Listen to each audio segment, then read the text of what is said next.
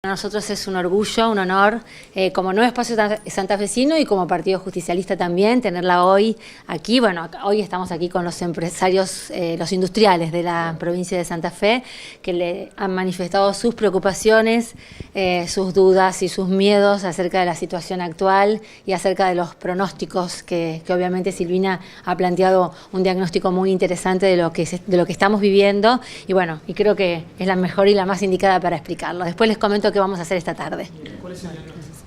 La verdad que hay mucha preocupación en la población y también esto quedó de manifiesto en la reunión con los empresarios. Hay un futuro muy incierto. Es insostenible, básicamente, insustentable el proyecto que se planteó y estamos viviendo una situación que cada 35 días vivimos un estrés social debido a los vencimientos de la LEVAC y que no se sabe si esos vencimientos se van a poder superar o no. Y además, por supuesto, porque no hay una planificación de cómo tiene que ser la economía en materia de crecimiento, hacia dónde se quiere crecer, con qué sector, cómo se van a generar puestos de trabajo. Por ahí son cuestiones ausentes dentro de lo que plantean los funcionarios de gobierno nacional. ¿No hay un plan o el plan no contempla crecimiento de los trabajadores, de las fuentes de trabajo? Yo creo que nunca hubo un plan económico, simplemente son acciones que tienen que ver con objetivos claros que tiene este gobierno y que los quiere cumplir. Sí hay decisiones de política económica. Una de esas decisiones de política económica tiene que ver con reducir el sueldo en Argentina de todos los trabajadores, ya sean públicos o privados, y lo quieren cumplir cuando nosotros vemos que este año la inflación seguramente va a tener un piso del 30% y se impone un techo del 15% para las paritarias. Claramente es una acción de gobierno, una decisión política y para cumplir un objetivo que es reducir los salarios. Las devaluaciones lo que hacen básicamente es empobrecer mucho a la población argentina. La inflación es ya un problema crónico en la Argentina. ¿Cómo se soluciona? Porque pasan los gobiernos y sigue estando inclusive en los mismos porcentajes casi. Sí, coincido con vos, no hemos podido resolver todos los argentinos la forma que tenemos que combatir la inflación. En el mundo hay muchas experiencias de episodios inflacionarios y pudieron combatirlo. Argentina, en ese sentido, es un país que este tema no fue esquivo, pero creo que no nos hemos podido poner de acuerdo. Y si me permiten, un premio Nobel de Economía, una vez los periodistas le preguntan, bueno, ¿cuáles son los modelos económicos que hay en el mundo? Y este hombre dice, es muy simple, dice, tenemos los países desarrollados, los países en desarrollo, Japón y Argentina. Y él después continúa hablando, ¿y por qué esto de Japón y Argentina? Porque son países a los cuales no se les puede aplicar la teoría económica que básicamente sale de los libros de países desarrollados. Hoy tenemos una autoridad monetaria con un presidente que están convencidos que la forma de atacar la inflación tiene que ver con una teoría monetaria, es decir, sacar dinero de la economía que no circule y que esto automáticamente iba a reducir la inflación. Y ya vimos que las metas inflacionarias que se puso el gobierno fueron incumplidas sistemáticamente con errores de un 60%, por ejemplo. Entonces, evidentemente, la solución no es por el lado de la cuestión monetaria. Sí es cierto que los problemas que tiene la economía argentina finalmente terminan monetizándose, pero cuando uno no tiene un buen diagnóstico de cuáles son los problemas que tiene Argentina y la política que tiene que afrontar para ese diagnóstico de los déficits, la verdad que es muy difícil llegar a una solución. Nosotros estamos convencidos que la solución de la inflación en Argentina tiene que ver con la estructura económica desequilibrada, con las distintas rentabilidades y con las pujas distributivas que generan esas distintas rentabilidades. Hasta que no veamos cómo corregir la estructura productiva argentina, yo creo que vamos a tener problemas de inflación. ¿Cuál es la evaluación que hace después de esta reunión? Bueno, en primer lugar, muy bueno, muy agradecida con Alejandra y con los empresarios, porque es necesario también ver y dialogar de cómo ellos están viendo en el territorio las cuestiones. A veces nosotros los economistas nos paramos muy desde Ciudad de Buenos Aires y decimos, bueno, esto debería ser así para tal provincia, y la verdad que uno tiene que ver la economía en el territorio. Los economistas pecamos mucho por ahí de no mirar las cuestiones en el tiempo y menos en el territorio. A veces en el tiempo hacemos series, miramos, pero la verdad que no miramos tanto la economía del territorio y creo que es algo que nosotros tenemos que subsanar si queremos poner realmente a la Argentina en una senda de desarrollo. ¿Cuál es el paralelismo de la problemática entre Buenos Aires y Santa Fe, de los industriales? Es muy similar, el problema son las tarifas, las importaciones, pero mucho, y se resaltó hoy acá, la caída del consumo. En los productos brutos que generan cada uno de los países, cuando uno mira ¿Qué es lo que hace que se motorice ese Producto Bruto? Una de las variables fundamentales es el consumo interno.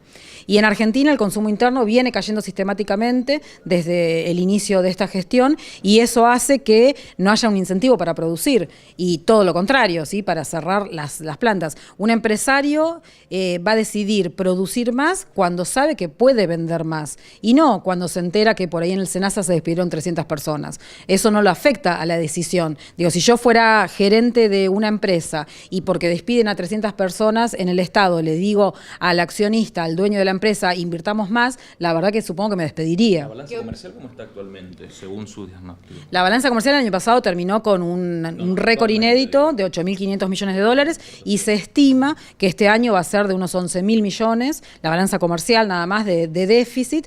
Quizás estos 11.000 millones por ahí sean más bajos por la caída de la demanda que va a tener Argentina en este año al caer el Producto Bruto. ¿Qué opina que a pocas horas de que se haya aprobado la ley para retrotraer las tarifas se haya vetado?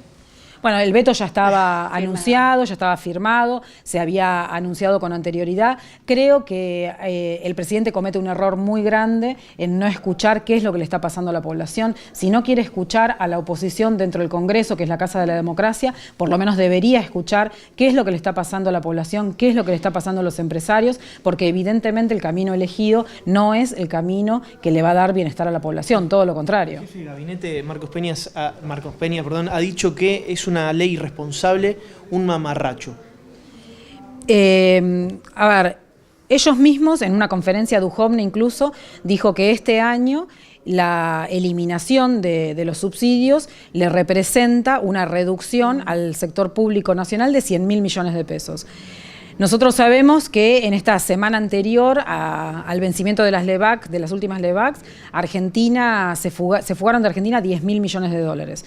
Es decir, que hay una decisión política de a quién sacarle recursos y hacia dónde se van. Cuando se decide el 15 de diciembre de 2015 hacer una reforma tributaria en Argentina y reducirle los impuestos a distintos sectores a través de las retenciones, pero también a través de bienes personales, del impuesto a los bienes personales, por ejemplo, se decide que a ese sector se le da un beneficio y hay que sacarlo de otro lado. ¿De dónde se saca? Porque son los montos son similares, se le deja una oportunidad de 100.000 millones al sector agropecuario, por ejemplo, y junto con bienes personales, y eso se cubre sacándole a la población 100.000 millones en los subsidios. O sea que no es cierto que es irresponsable. Para nosotros es muy irresponsable permitir que hoy en Argentina las situaciones que eran difíciles se hayan agravado y que mucha más población haya ido a situaciones de pobreza o que empresas no puedan producir porque tienen que pagar las tarifas en cuotas. ¿Cuánto se puede sostener un esquema económico de esta naturaleza? Yo creo que es insustentable